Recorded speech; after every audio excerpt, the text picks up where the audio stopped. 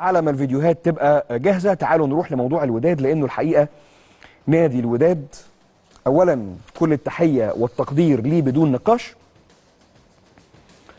وفي نقطة مهمة جدا عند الوداد، من امبارح للنهارده الكلام في المغرب غريب، وأنا بتشرف إنه البرنامج ده مش البرنامج اللي بيتفرج عليه الجمهور المصري فقط لا غير. الحمد لله بفضل ربنا هذه القناة في المقام الأول، والبرنامج ده بيشاهده الجماهير على مستوى الوطن العربي. ده مش برنامج مصري، ده برنامج بيتفرج عليه كل الجمهور في الوطن العربي بكافة انتماءاته. حزين على اللي بيحصل في الوداد من امبارح. ليه؟ فرقة محترمة بمدرب محترم بجمهور يصحي اللي نايم من الصبح امبارح ولغاية آخر دقيقة بيشجع.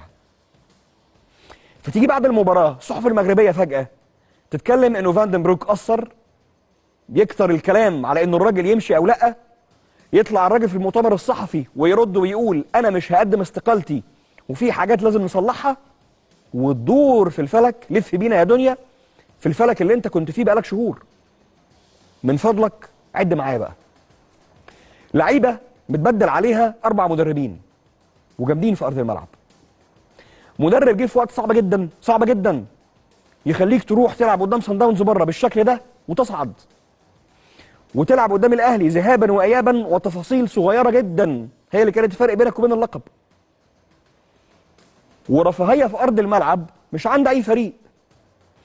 انا عايزك تيجي تسال جمهور الاهلي النهارده قول له مين في رايك افضل بديل لعلي معلول الفتره الجايه؟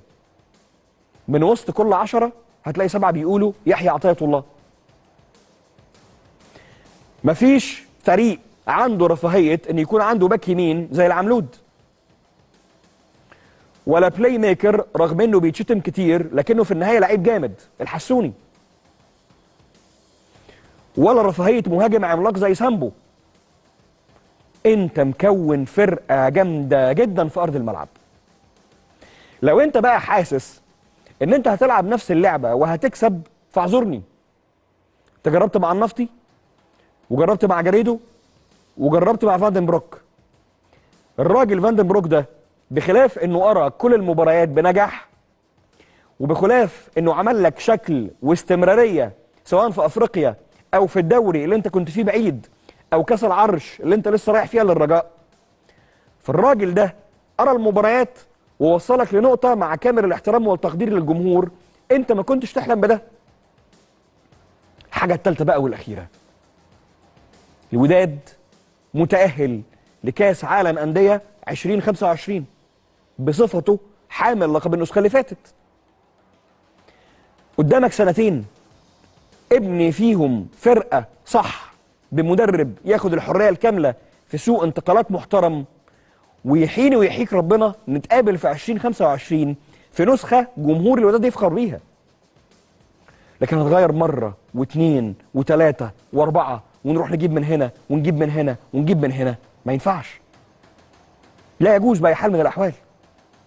وجهاز معاون وصدمات متكررة وكل هذا الأمر اللي قدمه الوداد يجب أن يفتخر بيه جمهور الوداد، لأنه اللي حصل كان كتير في أرض الملعب، ولأنه المسألة كانت تفاصيل صغيرة جدا. فأتمنى من هنا من موقعي، ولأني واحد بحب المغرب جدا في المقام الأول، ولأنه الوداد يستاهل أحسن من كده بكتير، إنه الوداد يحافظ على حالة الهدوء اللي موجودة في الوقت الحالي.